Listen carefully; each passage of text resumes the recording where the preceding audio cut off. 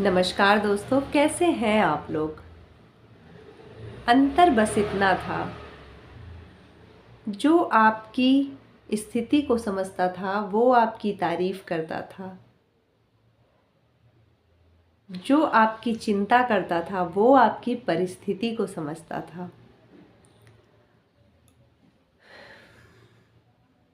तो दोस्तों, भगवान के ऊपर भरोसा ना करने का क्या परिणाम होता है और भरोसा करके उसका क्या परिणाम निकलता है, एक कहानी के द्वारा मैं आपको समझाऊंगी। सुमित नाम का एक लड़का रहता है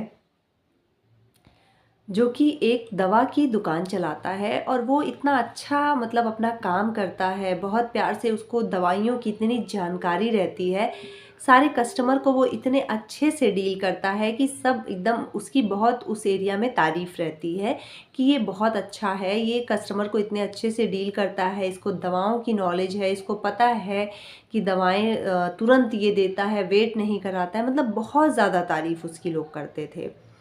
बस एक चीज़ उसके अंदर थी कि वो नास्तिक था, भगवान में उसे रत्ती भर भी भरोसा नहीं था।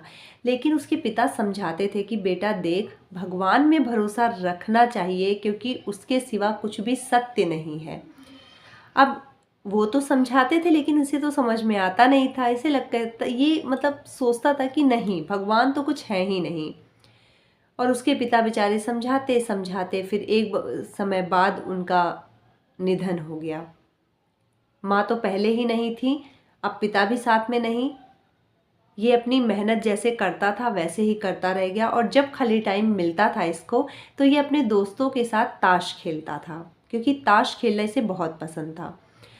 इसी तरह एक दिन हुआ ये कि ये अपने दुकान पे काम कर रहा था तो उसको लगा कि आज कस्टमर कम आएंगे, तो इसने अपने दोस्तों को फ़ोन किया कि देखो, आज कस्टमर कम आएंगे तो तुम लोग आ जाना, आज हम लोग पूरी मस्ती करेंगे। उसके दोस्त बोले ठीक है। दोस्त भी बताया टाइम पे आ गए और एक दो कस्टमर बचे थे, उसने उनको निपटाया। उसके बाद वो बैठ गया ताश खेलने। अब ताश तो खेल ही रहा था, तब तक देखा कि बारिश भी शुरू हो गई। तो वो बोला कि अब तो बारिश शुरू हो गई, अब तो कस्टमर आएंगे नहीं, तो अब हम आराम से ताश खेल लेंगे। अब बढ़िया ताश का पूरा लग गया गड्डी, अच्छे से सब खेलने लगे वहाँ पे। उसके बाद तभी एक बच्चा भागते हुए आता है बारिश में और कहता है भैया भैया प्लीज़ मुझे ये दवा दे दो, मेरी माँ बीमार है।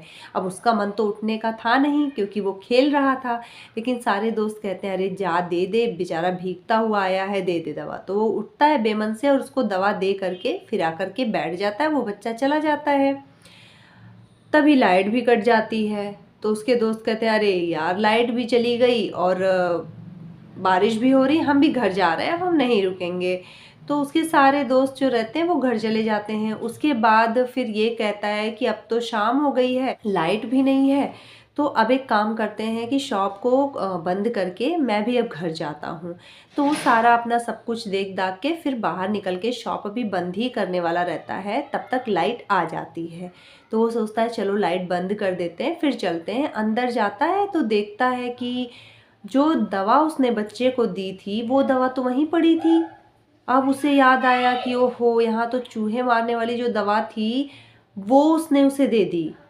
अब उसके पसीने छूटने लगे, एकदम घबरा गया वो कि हे भगवान, उसकी माँ को क्या हो जाएगा, और वो बच्चा तो पढ़ेगा है नहीं, वो यहाँ से दवा ले गया, वो तुरंत उस दवा को देगा, पढ़ेगा भी नहीं, मेरी रेपुटेशन का क्या होगा, सब लोग क्या कहेंगे। बहुत सारी बातें सोच करके वो एकदम परेशान हो गया और उसे उलझन होने लगी।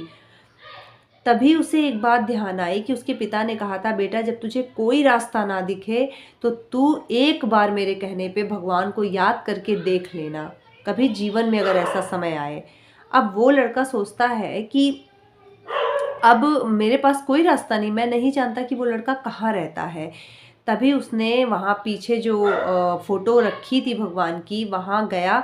वहाँ पे बहुत धूल जमी थी, उसे साफ़ किया और हाथ जोड़ के पूरे मन से प्रार्थना की कि हे भगवान, उस बच्चे की माँ को बचा लो, मुझसे बहुत बड़ी गलती हो गई।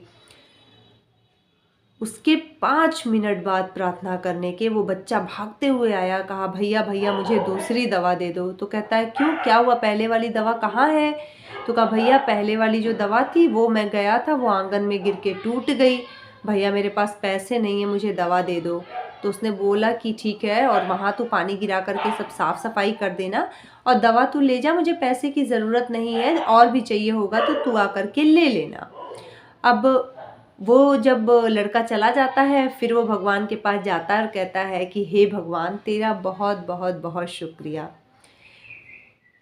तो उसने कहा पिताजी आपने बिल्कुल सही कहा था कि जब कोई रास्ता नहीं दिखता तो भगवान का रास्ता दिखता है, और उसी समय उसे भगवान के ऊपर भरोसा हो गया, और उसके बाद वो रोज़ पूजा पाठ करने लगा, और उसकी जो श्रद्धा है, वो जो नास्तिक था वो आस्तिक बन गया।